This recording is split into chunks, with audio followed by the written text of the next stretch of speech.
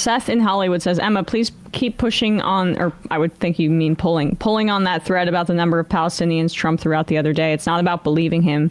It's that the 1.7 to 1.8 million is such a narrow and specific range. Trump doesn't pull a number like 1.7 out of his ass. Yeah, that's my hypothesis at this current moment, is that, you know, Trump is just such a dummy and so undisciplined that he may have accidentally let slip the intelligence that they have about how many Palestinians have been slaughtered, because the deficit between the 2.3 million that were previously cited and the 1.7 to 1.8 million that he cites, at least 500,000, I can believe it. We know that it is north of 180,000, according, I guess that was to the UN.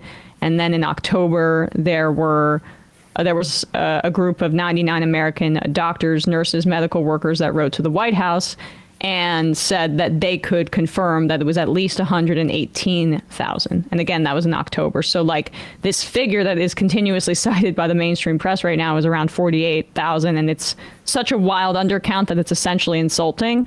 And I mean, more than insulting. It's horrific. They've killed all of the record keepers and they've destroyed every piece of infrastructure. So there's no way to know if this, you know, finger is connected to the family member that has been incinerated or just blown apart by Israel's massive bombs. And this is I was gonna say, honestly, the fact that they stick with that number completely, to me, proves their bullshit from earlier when this all, you know, first, this most recent attack from Israel, in Gaza on the Palestinians began, because at first they refused to cite any numbers that came from the Hamas-led medical institutions there. Right. And the reason they're still sticking with that number is because that's the only number that the Hamas-led institution has been able to provide, because they don't have the resources to actually continue any sort of count.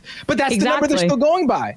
Exactly. And you know, Trump, as I covered in our conversation with Zachary Foster, endorsed the ethnic cleansing of Gaza right next to Netanyahu as he grinned, essentially saying, why would they want to go back there?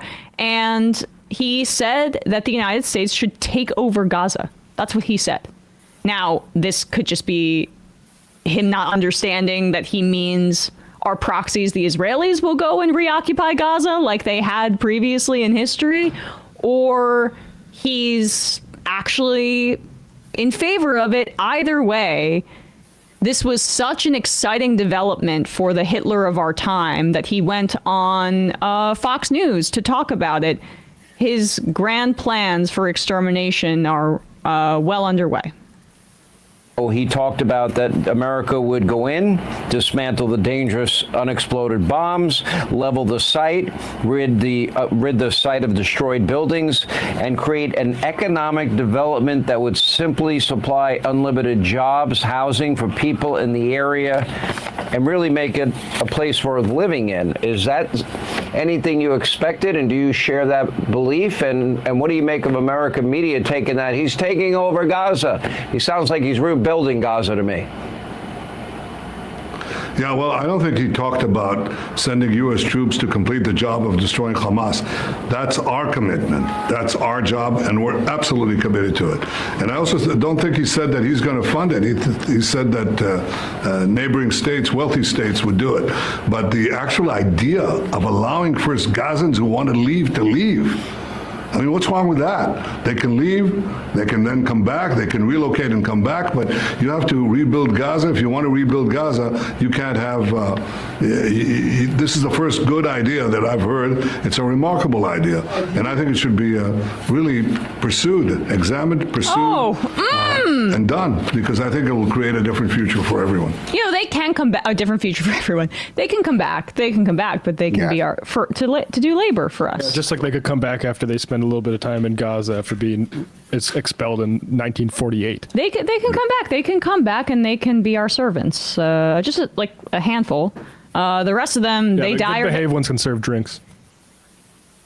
As the way he talks about Gaza, as there's footage of the destruction in the passive voice, I mean, it's destroyed. We have to take them out. We have to take them out. So I shouldn't go down that road. We have to take them out so that we can rebuild it and we can make it into a Trump casino and we can have Jared Kushner. When he says taxpayer money isn't going towards it, do you know what he means? He means capitalist real estate developer money is going to go towards it. And so, hey, Tel Aviv, you can go to a nightclub there, and maybe a few miles away there are people getting slaughtered in an open air concentration camp. But now, new Gaza City, bunch of nightclubs. Mediterranean. You can have some Israeli food there.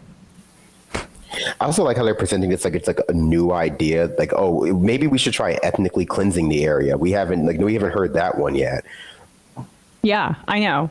Right. And we haven't heard, they can come back. They can come back. Yeah, sure they can. They've been trying to temporarily relocate them to Jordan and Egypt since they started massacring them. But those countries are right to not want to just allow for like mass displacement of the Palestinian people because they know that they will not be allowed to go back, which is exactly what they're trying to prevent from happening. They're trying to prevent from, this genocide to be completed. Right. Like ultimately, I think that's what, Trump, I imagine, wants the conflict to be over. But like in his mind, ending it can just mean that like the genocide is complete. Right. I love how all of a sudden he sounds so for a free moving Palestinian people. They're not allowed to leave or enter Gaza without permission from Israel or Egypt. And all of a sudden now Netanyahu is about, they can go wherever they'd like, leave, come back, enjoy yourself. What? Right. Like, that's the first time I've ever heard that. Yeah, and Zach in our interview was talking and reminding me that if you leave Gaza for more than 3 years, you're literally not allowed to come back. They revoke your status and your ability to live there because Israel controls Gaza, because it's a part of Greater Israel. It is a part of the Israeli state, except that they just concentrate the Palestinians there and slaughter them. And then the West Bank is a ghetto that is slowly being encroached upon and land is being stolen from. And that is also the next frontier here. And the other part of Greater Israel that is the big prize. Yeah, the right to they can return stuff is just a mockery of things that I saw so many commentators accept as just, we can't do a right of return for all the refugees displaced in 48 or 73. They're just going to have to live with that because Israel's security concerns are more imperative than international law. Why people are anti-Zionists and think that the whole thing of like Israel has a right to exist.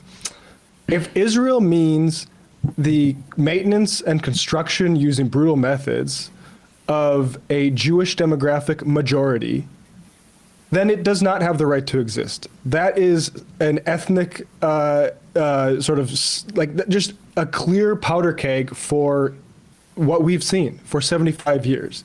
You cannot do it. You can, or you cannot do it without genocide and ethnic cleansing.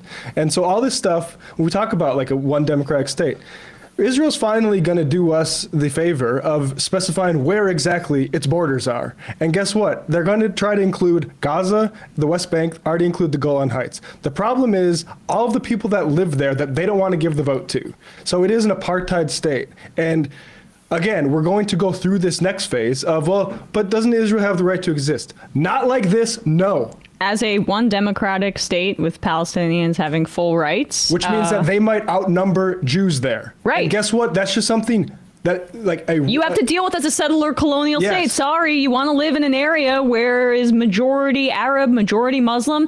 You don't get to be the demographic majority. Sorry. And any Israelis that have a problem with that, leave. And someone just pointed, I did not I did not see this. Ski by BB says, did you see that Netanyahu gifted Trump a golden pager? Effing gross. I did not see it, but I just found it here. Here it is. The New York Post published it. He plated a pager in gold. Can we put this up? What says, press with both hands. And then President Donald J. Trump, our greatest friend and greatest ally. And he did it in his favorite color, Prime Minister Benjamin Netanyahu. This is a reference to the jerry-rigged pagers that has. I mean, they. Wait, is he trying to take out Trump now too? I mean, why would you right. I mean, is this an inside job? That's too much wishful thinking, I think. Trump reportedly, Trump did say that if Iran takes me out or something, I want war with Iran. He said I left instructions. Yeah. Like it's like the Book of Henry. If you are someone who wants war with Iran, I can't think of a better way than to make that happen than to make it look like Iran took out Donald Trump, honestly. I mean, what are you? They were trying to blame Iran. The pager is the beginning of that. They were trying to blame Iran with the assassination attempts in Pennsylvania, and it was just like a lone wolf white kid. I mean, there is like an insane right-wing like Zionist group going around to pro-Palestine activists and handing them pagers right now. Like that's a thing they're doing. Right, yeah. The Betar. Yeah. That is the exact same youth movement, BETAR. That is the exact same youth movement that Einstein said was the Hitler youth of our people. Wow. Yes, you're right. Says a lot. By the way, those pager attacks killed children. And Zionists love it. If Yep. you could ask them behind closed doors. Oh, they use it nonstop to even just like harass people. Like I just used that example, but they don't need to physically be there. You see them just say it online. Oh, should we give you a pager? Do you need a pager? It's ridiculous. Yeah. I mean, Israel likes to kill kids because that's one less person on their apartheid ledger once they take all the land over. Jobby Boonier says, let's be clear, Israel sucks, but they could do the funniest thing in history with that pager. Al Sonic from Pittsburgh. I bet that would for the pager is cedar. It's a tree of Lebanon. I was wondering what the damn tree was. They are so racist and vile. They're Nazis. Yeah. You did it. Really you feeling did themselves right now. You go for a Jerry Seinfeld impression there. They're so racist and vile.